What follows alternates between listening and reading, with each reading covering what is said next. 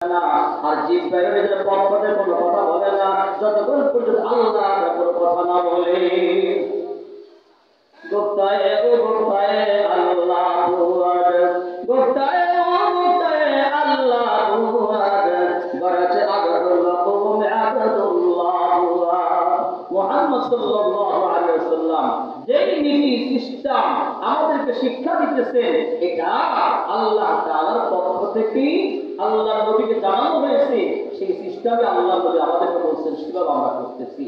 তাহলে আমাদের নামাজটাও কার পক্ষ থেকে? আল্লাহর পক্ষ থেকেই আদেশকৃত এবং রাসূল সাল্লাল্লাহু আলাইহি ওয়াসাল্লামের তরিকার মাধ্যমে শিক্ষিত। এজন্য আল্লাহ নবী সাল্লাল্লাহু আলাইহি ওয়াসাল্লামের পদ্ধতিতে যে কাজটা করা হয়, এটা আল্লাহর দরবারে কবুল হয়ে যায়। সুবহানাল্লাহ। এই যে আমরা আযান দিই, অনেকে বলতে পারে যে আযানের কথা এই সিস্টেম কোরআনে আছে, অথচ এটা তো বানাওয়াত না, এটা আল্লাহ তাআলা রাসূলের মাধ্যমে শিক্ষিত। মুসলমানের শুরু লগ্নে যখন মুসলমান কম ছিল, সংখ্যা যখন কম ছিলেন, আযানের সরস্বতীটা হয় নাই, তখন তারা নামাজ পড়তেন গোপন। যখন ওমর রাদিয়াল্লাহু ইসলাম গ্রহণ করলেন, এরপরে আস্তে আস্তে ইসলামের প্রসার শুরু করলেন, তখন নামাজ ব্যাপারে সবাই একাত্ম হয়ে কিভাবে নামাজ পড়বে এই ব্যাপারে যখন পরামর্শ করলেন, তো পরামর্শ কেউ বলছিলেন গরুটি বাঁধানো হোক, কেউ বলছিলেন সিংহায় করে দেওয়া হোক। রাসূল বলে এটা করা যাবে না, এটা অমুক জাতি করে, এটা করা যাবে না, এটা অমুক করে, ইহুদি করে, খ্রিস্টান করে, এটা করা যাবে না। রাতের বেলায় পরামর্শ এবারে সমাপ্ত হয়ে গেল, কিন্তু সিদ্ধান্ত ফাইনাল হয় না। রাত্রে যখন ঘুমাইতে গেলেন, তো এক সাহাবী স্বপ্নে দেখলেন যে এক ব্যক্তি ঘন্টি নিয়ে যাইতেছেন। উনি বলতেছেন, তুমি ঘন্টি বিক্রয় করবা? কেন? আমরা সবাই একাত্তরে নামাজ পড়বো, ওই নামাজের সময় হলে আমরা ঘন্টি বাজানো। তাই না, ঘন্টি বাজাবো না, আমি তোমাদেরকে কিছু কালিমা শিখাই দিতেছি, এই শব্দগুলো নামাজের সময় হলে বলবা। এই আওয়াজ শুনে শুনে সবাই একাত্তর হয়েছে। সুবহানাল্লাহ। ফেরেশতা এই কালিমাকে শিখায় দেন, আল্লাহু আকবার, আশহাদু আল্লা লা ইলাহা ইল্লাল্লাহ, আশহাদু আন্না মুহাম্মাদুর রাসূলুল্লাহ, হাইয়া আলাস সালাহ, হাইয়া আলাল ফালাহ, আল্লাহু আকবার, আল্লাহু আকবার, লা ইলাহা ইল্লাল্লাহ। কে শিখাইলেন? ফেরেশতা শিখায় দিলেন। সাহাবী বদরের সময় দৌড়ে এসে রাসূলকে বললেন, ইয়া রাসূলুল্লাহ, আমি আজ রাতে এই স্বপ্ন দেখেছি। রাসূল বললেন, তোমার স্বপ্ন বাস্তবায়িত, বেলালকে শিখায় দাও, সেজন্য আযান দেবে, তার আওয়াজ হচ্ছে। তিনি আওয়াজ শুরু করলেন, আযানের আওয়াজ শুনে ওমর রাদিয়াল্লাহু আনহু দৌড়ে আসতেন, ঘুম থেকে জাগতে হতে দৌড় দিলেন, ইয়া রাসূল, এই স্বপ্ন আমিও দেখেছি, এই শব্দগুলো আমিও শুনেছি। তাহলে এগুলা সব ইসলামের স্বীকৃত অস্বীকৃত, আল্লাহ রাসূলের মাধ্যমে স্বীকৃত হয়েছে। এজন্য আমাদের ইবাদত যা করব একমাত্র আল্লাহর জন্যই করব। পদ্ধতিকা অনুসরণ রাসূলের পাক সাল্লাল্লাহু আলাইহি ওয়াসাল্লামের, আর রাসূলের পাক সাল্লাল্লাহু আলাইহি ওয়াসাল্লামের অনুসরণটাকে সুন্নাহ বলা হয়। কি বলা হয়? সুন্নাত বলা হয়।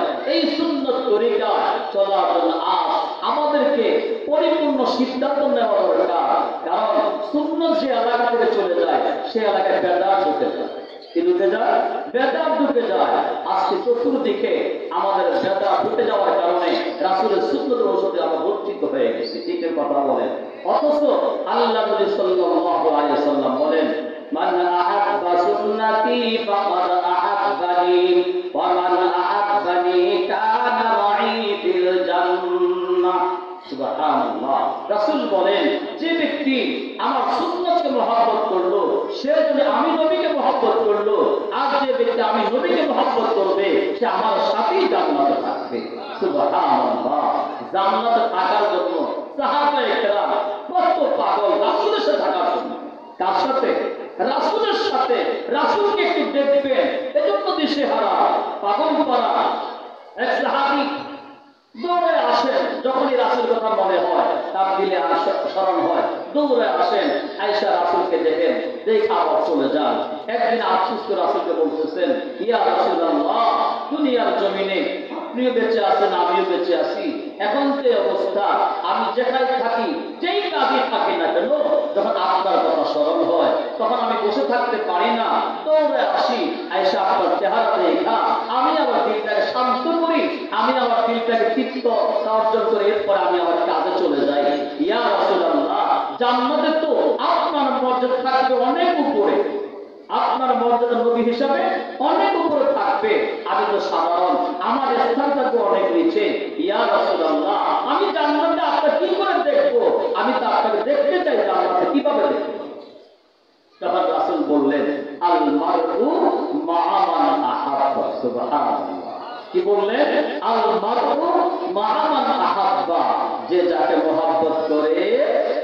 কথা বলেন, আপনারা জানেন যে যেটা যাকে মহব্বত করে, যার সাথে যার মহব্বত, তার সাথে তার কিয়ামত। বলেন না কথাটা?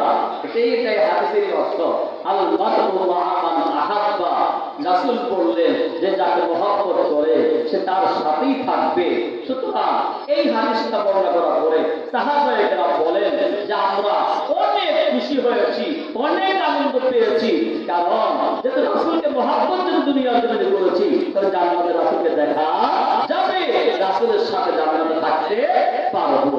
আমাদের জন্য আমাদের রাসূলকে দেখি নাই, এখন আমরা রাসূলকে কিভাবে, রাসূলের সাথে কিভাবে থাকতে পারি, এটার জন্য এই পরবর্তী হাদিসটা রাসূল বলেন, মান আহাব্বা সুন্নতি ফাকাদ আহাব্বানি, যে ব্যক্তি আমাকে মহব্বত করলো, সেজন্য যে ব্যক্তি আমার সুন্নতকে মহব্বত করলো, সেজন্য আমি নবীকে মহব্বত করলো।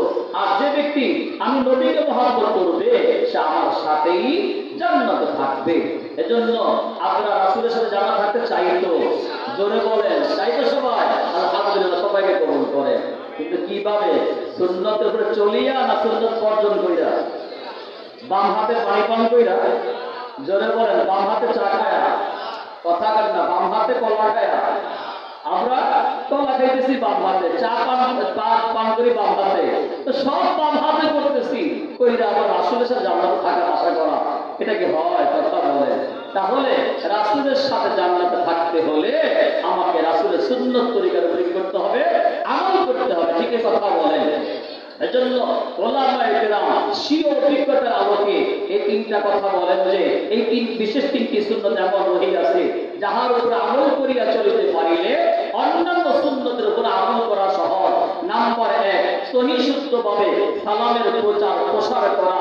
সালাম এইভাবে দেওয়া, আসসালামু আলাইকুম ওয়া রাহমাতুল্লাহ।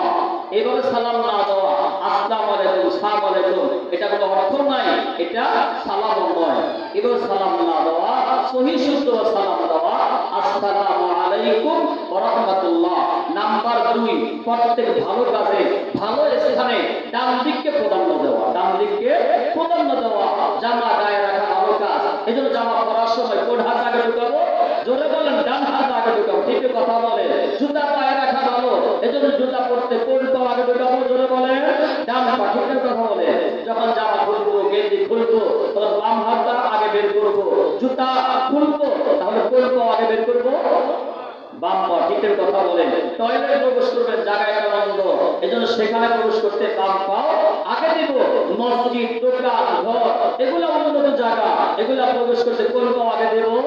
জোরে বলেন, কোন পা? ডান পা। নাম্বার 3, সর্ব অবস্থায় সর্বহালতে রব্বে কারিমের জিকির করা। ঠিক কথা বলেন। আল্লাহ তাআলা জিকির করা, উপরে উঠতে আল্লাহু আকবার, নিচে নামতে সুবহানাল্লাহ, সমতল গতিতে চলতে লা ইলাহা ইল্লাল্লাহ। করবো তো ইনশাআল্লাহ। আল্লাহ তাআলা কয়েকটা কথা বললাম, আমাকে আল্লাহ আপনাদের সবাইকে আমল করার তৌফিক দান করুন। ওয়া আখিরু আলহামদুলিল্লাহি রাব্বিল আলামিন।